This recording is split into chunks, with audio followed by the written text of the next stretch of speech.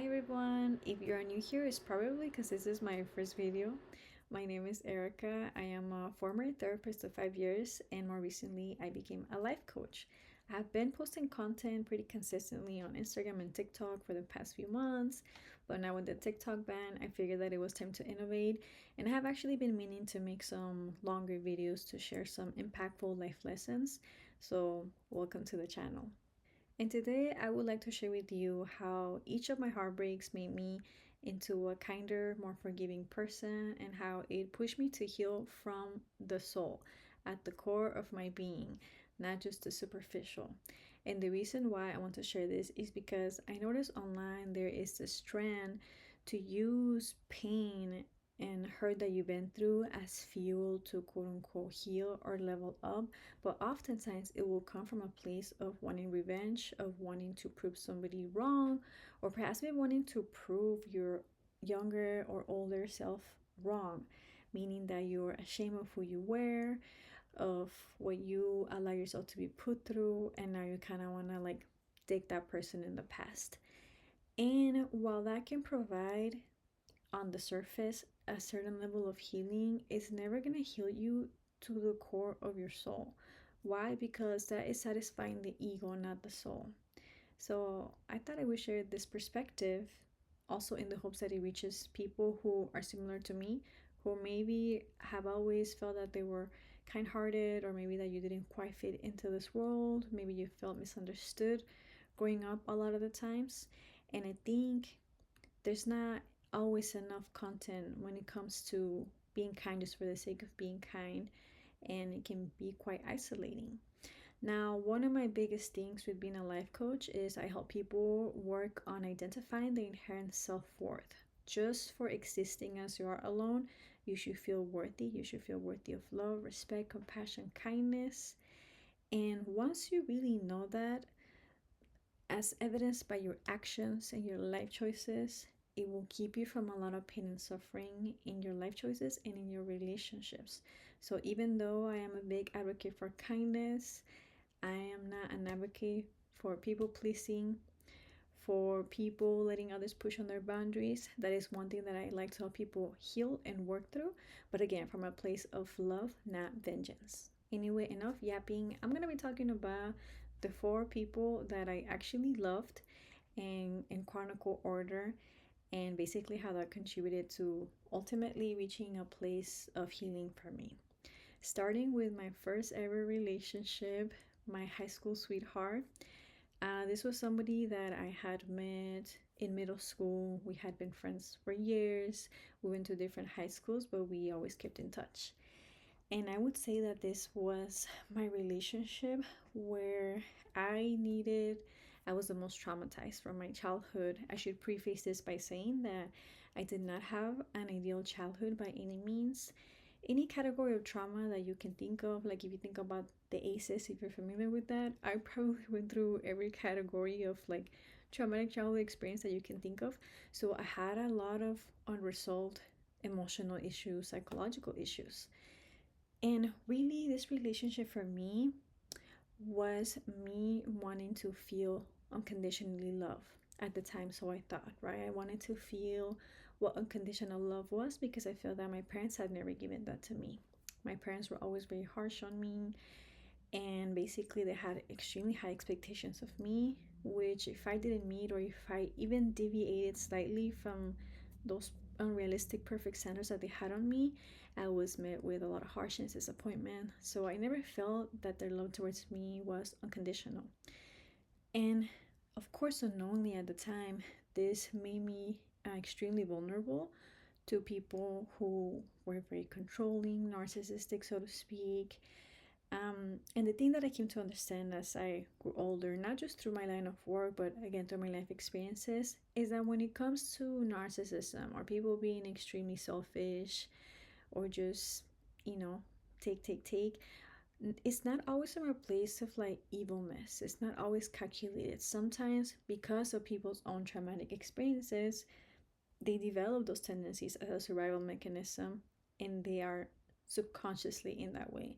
It doesn't excuse the behavior, but it just kind of explains it.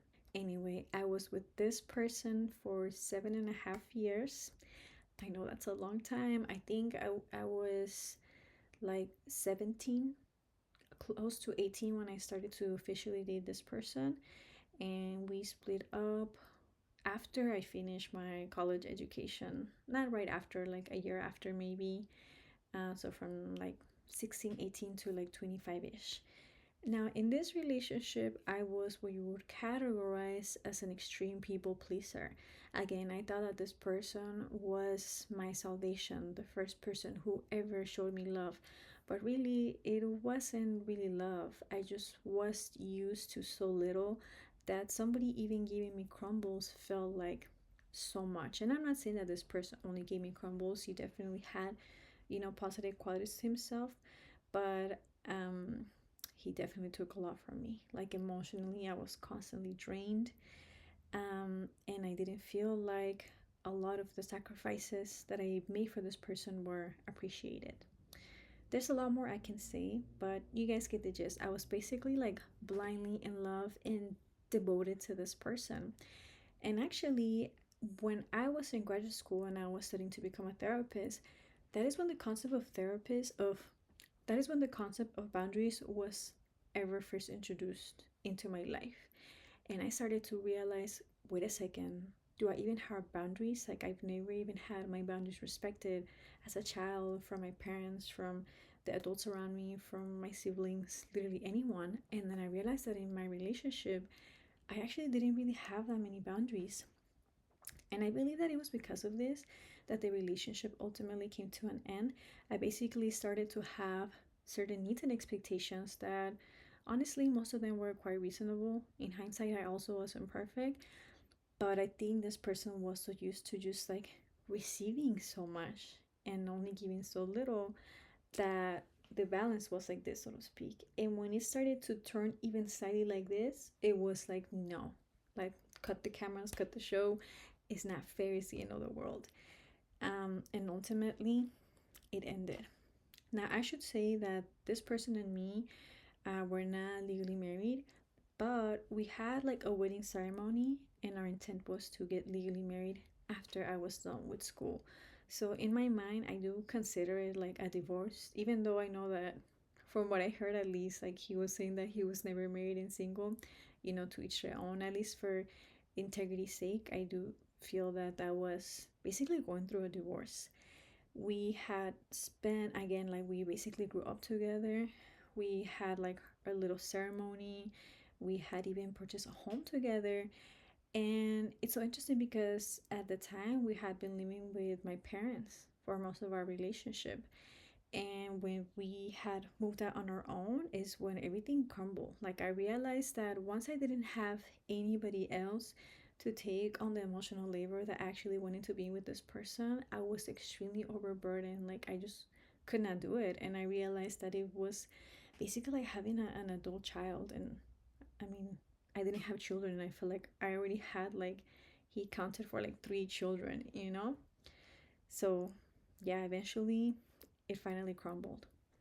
Anyway, this was the first time in my life that I can say I felt like a major failure. Why? Because I came from a place of being an extreme overachiever as a means to appease my parents, appease the people around me, and to unknowingly prove my self worth to others and to myself. So again, I got my master's degree by the time I was 25, and I paid it off all by myself. I worked like 4 jobs throughout college. I applied to every scholarship, fellowship that you can think of. I was constantly hustling. I had no social life.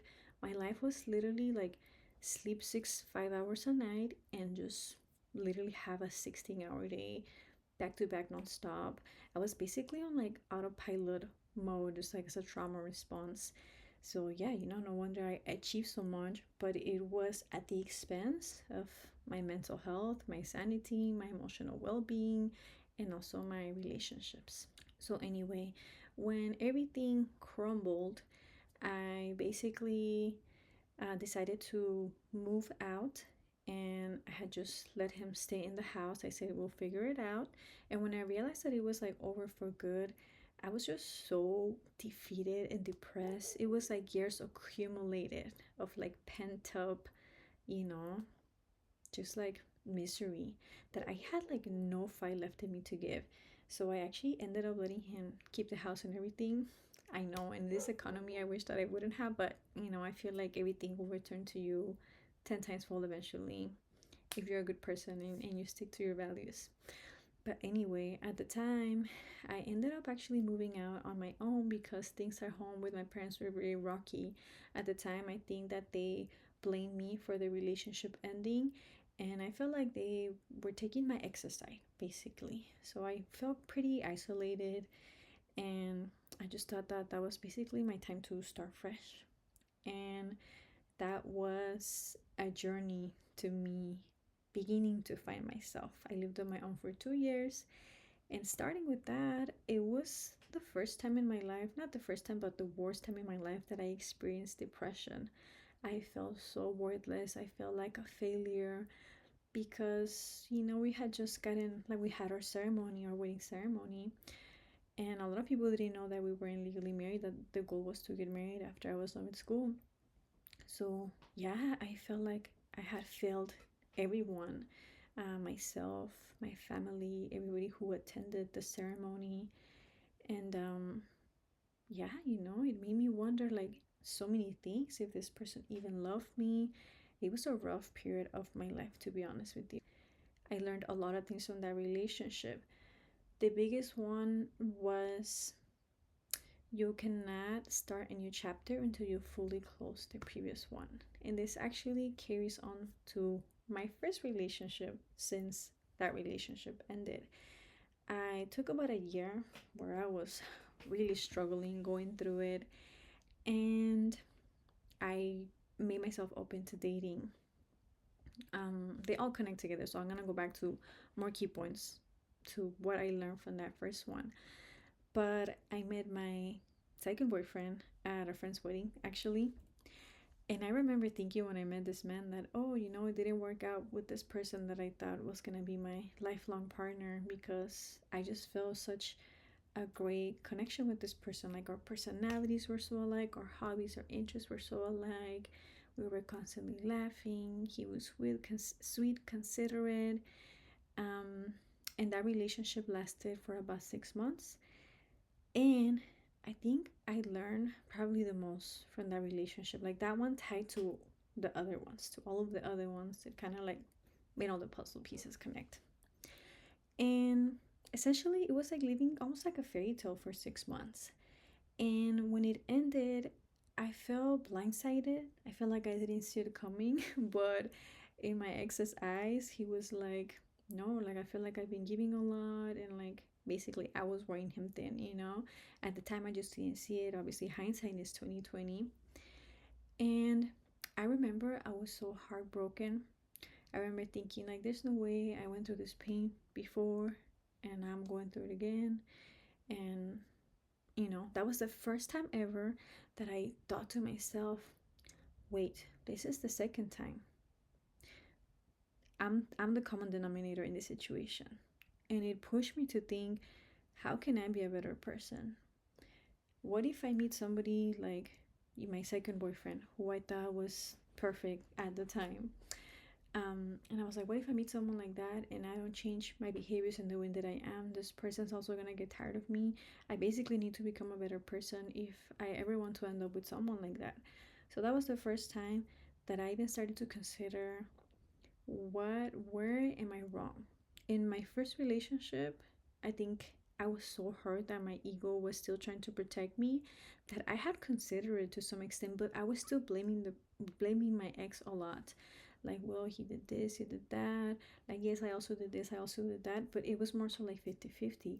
In this one, I felt like it was all my fault or like mostly my fault, and I felt very ashamed of myself.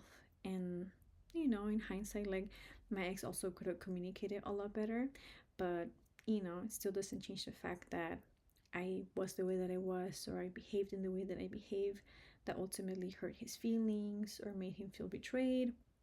So, whatever, I have to take accountability for that. But anyway, I remember during my breakup conversation with my second boyfriend, Let's call him Luis, just to give him a name. And let's call the first one Juan. I'm just making up names to help you guys kind of keep up. So I was thinking with Luis, at the end, he had told me, you know what? I think I understand why you are the way that you are, and I don't think it's your fault. Me and him had basically shared a lot about our upbringings, our childhood traumas, and I think he was hinting at the fact that he understood that I wasn't malicious on purpose. I was just very wounded. Unknowingly, I carried a lot of insecurities, probably projected, probably, did a lot of unhealthy things in a relationship dynamic that it just wouldn't have worked until I healed those issues. And he didn't tell me, like he didn't break it down for me, but he did tell me like I understand, like it's not you being the way that you are on purpose, it's just kind of the way that you are. And he told me, I don't think you understand the way that you are. And he was right. At the time, I did not. And that stuck with me because for the longest, I tried to decipher, like, what did he mean that I don't even understand the way that I am? Like, I used to think of myself as a really good person, but obviously I wasn't, if I had hurt him in such a way that made him think that things were basically not fixable, in spite of how happy I thought we were. But I was blind to the fact that obviously he wasn't as happy. It wasn't reciprocal. So that one took me also like about another year to get over. And then I met my third boyfriend. Let's call him Pedro. I don't know why I'm thinking of Mexican names. Probably because, I'm Mexican, but it's just literally the first thing that came to my mind. So Pedro was literally a canon event for me. Let me get a sip of water. Okay, so fast forward to Pedro. What did I do in that year of healing from Luis to Pedro? I was in my hot girl era, let's call it. I was in my, what I was talking about in the beginning, healing from a place of ego rather than from a place of love, where I got myself into the gym. I started to invest into my appearance. I started to, at the time, I thought that it was like feeling good about myself. But again, it was very superficial. Like, I think I probably appeared the most confident at the time, but I think in reality, I didn't realize it, but in hindsight, it was a lot of fake confidence. It wasn't very genuine. So, what happens when you portray a lot of fake confidence is you attract similar people, you attract a lot of disingenuous fake people. So, here comes Pedro, flashy man, flashy car, flashy watch, good looking, money, you name it. There were a lot of red flags that I dismissed when it came to Pedro.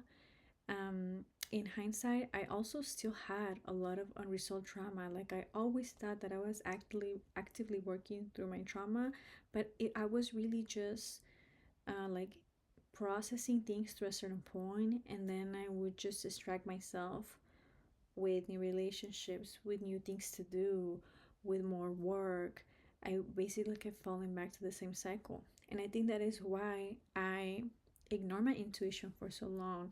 So Pedro ended up actually being married. I dated him on and off for about a year. And again, my Delulu self at the time thought that we were gonna get married. And I know this sounds a little bit crazy, like how do you not know? But like this man was a con artist. He had met my parents when we started to date. He had asked for their permission to date me. We would go out like easily 3 times a week, daytime, nighttime. He was a love bomber for sure. A lot of grand gestures of love. And I'm not just talking like buying me flashy things, but like writing the love letters, like the hopeless romantic type of things that obviously he could tell would work on me at the time. And when I found out that he was married, I was like, I think part of it was like my ego being hurt. Like, how could I have been deceived? But in hindsight, I thought about so many situations where I questioned him in certain things that he was always able to talk his way out of, explain, or provide evidence for, that I realized every single time that I had questioned him about anything, I was not wrong, not a single time. And that taught me the valuable lesson: do not dismiss your intuition, do not discount it. In some of my other videos, I've talked about how if you have unresolved trauma, usually that leads to you being very out of tune with your intuition, in the sense that you will still get that gut feeling about someone, but you're so used to ignoring it. Because if you grew up experiencing narcissistic parenting or narcissistic abuse, you basically been gaslit your whole life. So you in turn gaslight yourself, and you ignore yourself when deep down you know that you're likely right. I was actually traumatized from this relationship. I feel like I was in PTSD shock for like at least the first week. Like I felt numb, like an out of body experience, and yeah, I just couldn't believe it. But in hindsight, like everything made sense, and I was like, never again will I dismiss my intuition. And this was my last and major mistake that led me to my fourth relationship, where again I'm sharing in the relationships where like I actually fell in love, like I actually love these people, and therefore I think it pushed me to reflect the most. When the relationship with Pedro ended, I was starting to push myself to get out of my comfort zone, hang out with friends, basically go back to my previous life, because that relationship was very emotionally abusive, um, and it isolated me from a lot of friends. So I kind of wanted to reclaim those spaces.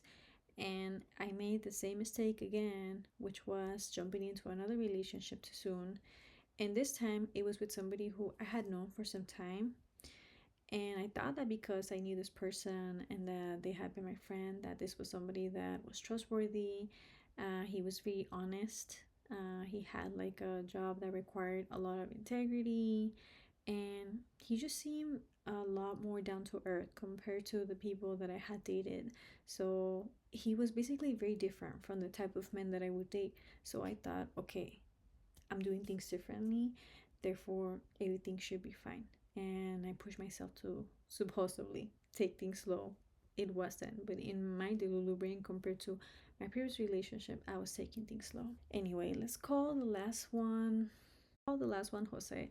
Again, I'm sorry. These are like the most basic names, but whatever. I'm sorry if this if you're watching this and this is your name.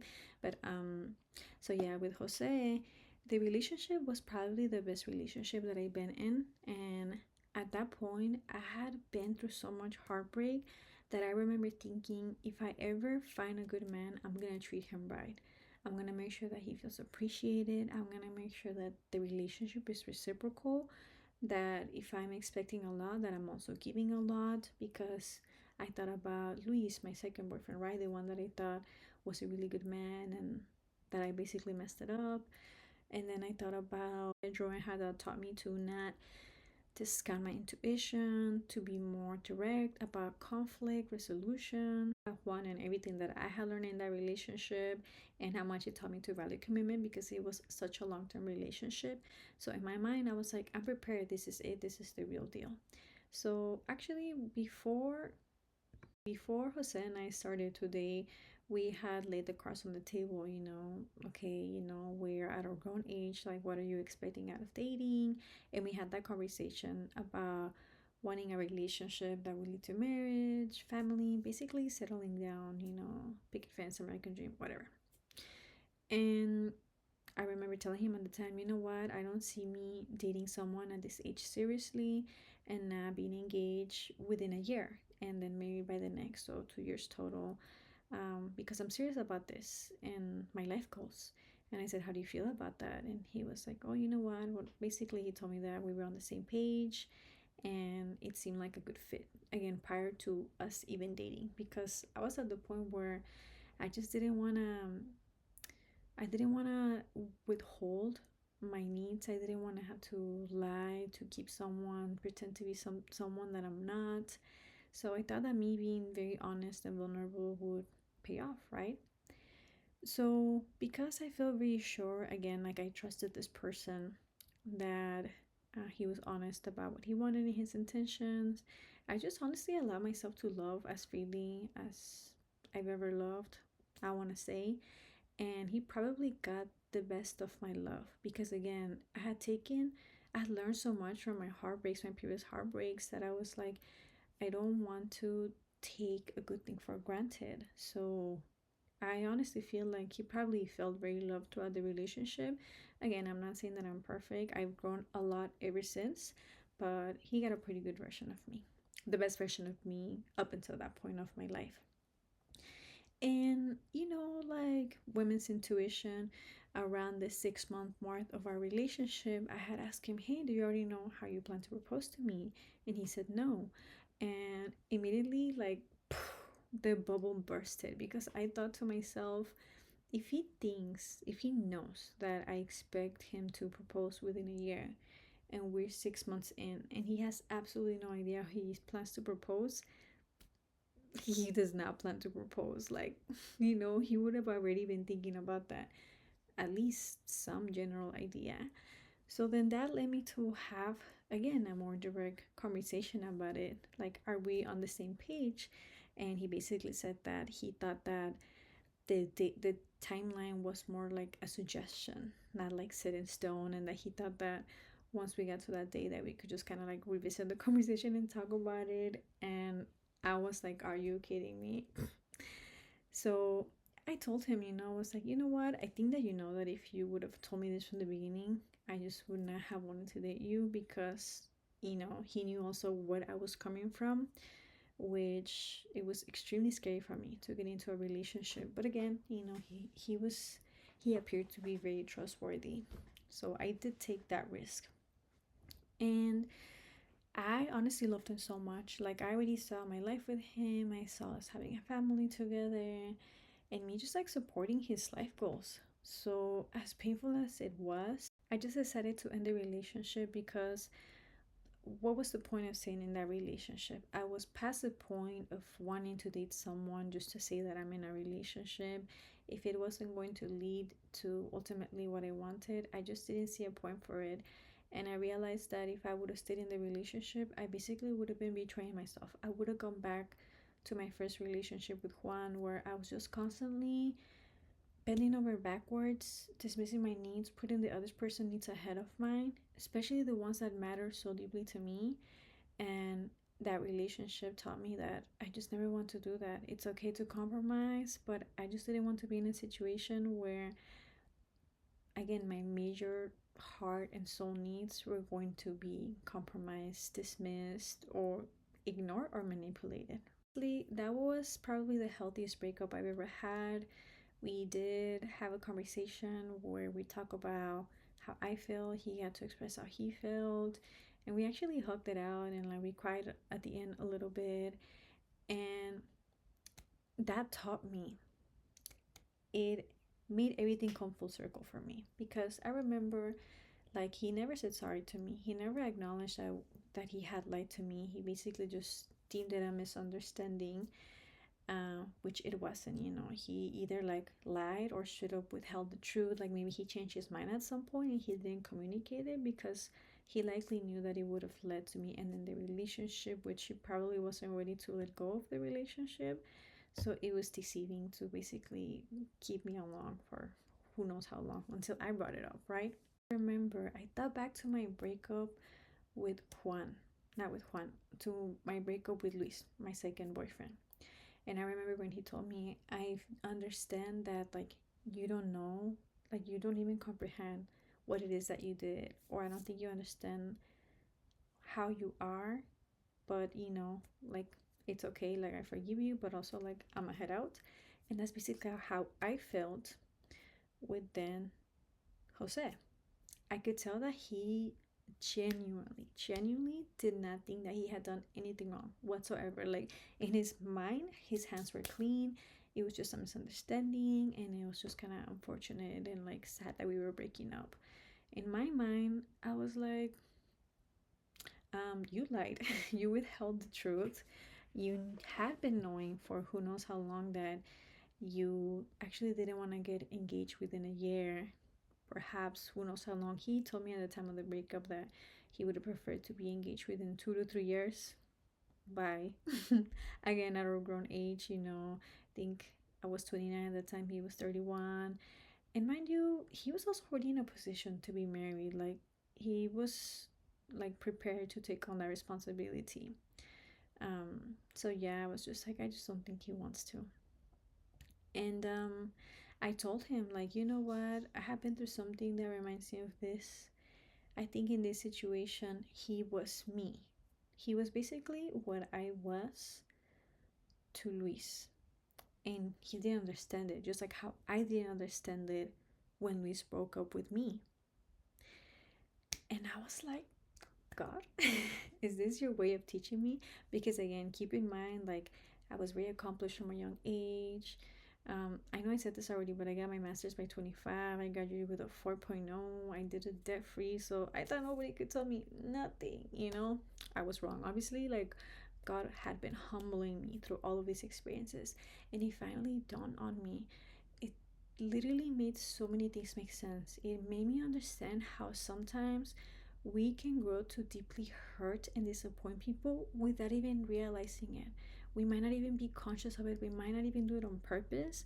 And sometimes we need like some major canon event to realize that we are capable of doing the things that we deem unspeakable and that we swear we would never do. Like when I thought I was such a good person, I thought, oh yeah, I would never hurt anyone, I would never betray anyone. But then in hindsight, like, I did do those things, and that made me not a good person. So it forced me to be objective about that, and it made me realize that I was no one to hold people's mistakes over their heads, especially somebody who had truly repented and had put in the effort to try to make amends with me. Now, this is where the boundaries come in. Just because you forgive someone doesn't mean that you should go back and be best friends with them. But in some cases, you really should put in the effort. But I had gone through all these canon events. This was the canon event of canon events. And suddenly, I realized I continue to attract these relationships because I don't yet believe my inherent self worth for myself. I attach it to what are these men doing for me?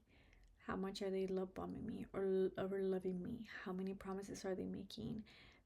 How do they seemingly treat me to the outside world? And because I was still trying to fill this void, I was ignoring and not investing in the relationships that matter the most. For example, with my parents, I talk about how I had a really unfortunate upbringing, and my parents had gotten to the point where they realized they made a lot of mistakes, in their young parenting days. And they had tried for years to really like make amends with me and have a better relationship. And I just had so much hurt in my heart. I had so much pain in my heart. And I swore that if I was a parent, that I would never ever make the mistakes that they made, that I would never hurt my child the way that they hurt me. I would never make them feel like my love towards them was solely conditional, that I would treat them less than their siblings, right? I swore. And then I thought, I also swore that I would never hurt a partner in this way, that I would never betray them, that I would never talk down to them. And I realized how I had actually done all of those things that I said I would never do. I just had not accepted the fact that I had done them. I always found a way to put the blame on them, or at least partially put the blame on them to justify my actions. And I realized I'm no one to judge. I'm not perfect, and I don't care who you are and how good you think you are. We have all made mistakes. We have all hurt someone, and there's likely somebody out there who you've deeply hurt, who has not even brought it up to you, who's probably has forgiven you in silence, who maybe to this day is still longing for an apology from you. So as unfortunate as this breakup was, again, who I thought was really the person that I was meant to marry, um, it led to a wonderful thing. It brought me closer to my parents. It brought me closer to, I have a brother who's also in prison who I had not spoken to for 8 years. And I had not forgiven him for a lot of things. And for the first time in 8 years, I managed to talk to him. I managed to forgive him. I talked to him on the phone. And it was such a freeing feeling to not be carrying all of this freaking hatred, resentment, pain in my heart. I just let it go. Just like that. Years, decades, I'm talking decades of just like pain and sorrow, like, holding me back. And it was really the catalyst to my true healing journey. There were a lot of things that I did over the years to heal, like, or like overcoming being a people pleaser. Like, I had learned how to set boundaries to a certain extent, to treat myself with more kindness, with more respect, with more compassion, to watch my health, my appearance. Like, all of those things do go back to your self love and self worth, but they are not the end all be all. The end all be all is, again, from the soul, from your core, your self worth. Heartbreak did for me. It made me realize that I was never gonna get the love that I thought I wanted to get from somebody else. I could only give it to myself. And once I did give it to myself and I love myself to that point, I would never even think about accepting people into my life who I can already perceive don't love me the way that I love myself, who don't love themselves. Because as corny as it sounds, it is true. People can only meet you as deeply as they met themselves, and somebody who does not love and value themselves cannot love or value you. It's not possible. That, but for me, it did bring me closer to God. I had learned about God growing up, but I had suffered so much that I was honestly so angry at God, and I was like, what the heck am I supposed to believe in, that somebody loves me, that there's my Father in heaven who loves me, like, when all I've done is suffer my whole life? And I was a very kind child. I was extremely forgiving for many years, and then I feel like the pain of the world broke me, and I realized that it got to a point where it was honestly me holding myself back and getting on this high horse and thinking that I was someone to not forgive people. It was not gonna get me to a place of healing. It just wasn't.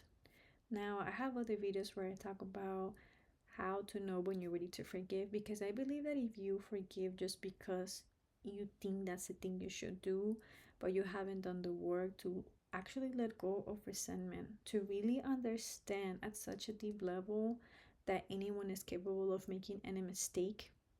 Literally, you just need the right certain conditions for things to unfold in a certain way, and they can for almost anyone. And you've gotten to a place where you can set healthy boundaries, it is not wise to forgive, because you will just be putting yourself through re-traumatizing yourself. But I had gotten to this place where I understood this. I understood that I too could have been a young parent like both of my parents, and I could have put my kids through hell and back because I literally thought that I was doing the right thing. As horrible as it seems now, I could have been their teenage parent self, thinking that I was doing a good job as a parent, and really I was traumatizing my children. That could have been me. So again, who was I to judge? And who was I to hold their mistakes over their heads forever, when again they had been trying now for years to make amends? And I realized that we would always come back to this place of conflict because I was just so defensive for being so hurt and not trusting that they could even change. I hope that this is not coming across as all over the place. I'm gonna try to tie it up with a knot right here because I could keep talking about this forever. And if this does reach the right people and you guys would like me to share a little bit more, I'm happy to do so. But I will say that ultimately, all of these experiences brought me closer to God, and then learning more about God, it just helped me to become a better person. Of course, Rome wasn't built in a day, but learning about God helped me to work through things that honestly I had not been able to work through for years. When it came to my patience, to being more forgiving, more understanding, to cussing less, to um, working harder, to being more responsible, to being more loving towards my parents, my siblings, to seeing the value in being the bigger person. Again, it doesn't mean that I'm gonna be like a doormat for people like how I used to be, but that I can actually do this from a place where it brings me love and satisfaction, and it's actually aligned with who I think I was, the way that I was born as a person. Again, as a child, I was very innocent, very kind, almost like naive, and obviously in a childlike way. But I feel like even as an adult, I still identify with a lot of those traits, but except with the naive. I'm not dumb anymore. I know that can sound a little bit harsh, but that's honestly the most honest way that I can put it. And it taught me that definitely I don't regret any of the love that I've given. I believe that sometimes, you meet people for a purpose, for a reason. And I believe that, or I hope that my love helped some people become a better person. And I hope that they know that their love also helped me and pushed me to become a better person. And that's why I'm really grateful, particularly to the second one. um, what did I name that one? Luis, because he broke up with me, and that was such a real life consequence that it just taught me so much to reflect on my actions, to grow as a person. And then the last one, what did I name the last one? Jose.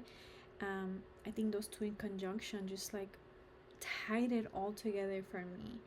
And I know that this can be a lot to take in. Like I said, for many years I was a person who just thought of myself as a good person. If you're someone who thinks of yourself as a good person, you're likely making a lot of mistakes that you don't even realize, because when you're already set on the fact that I'm good and that's it, it's like a mental defense mechanism to actually objectively viewing your flaws and realizing when you could actually be doing better.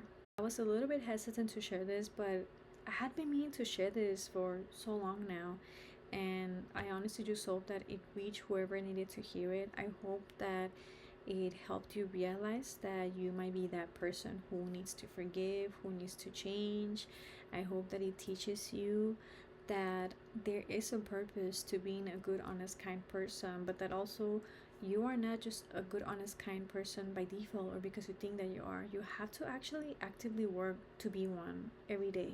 There's no such thing as somebody just being that. I mean, unless you were Jesus Christ, who was perfect and he was still crucified. So, but anyway, thank you for watching. I hope you guys enjoy this. I'm gonna link my website and my socials down below. And yeah, see you guys on the next one. Bye.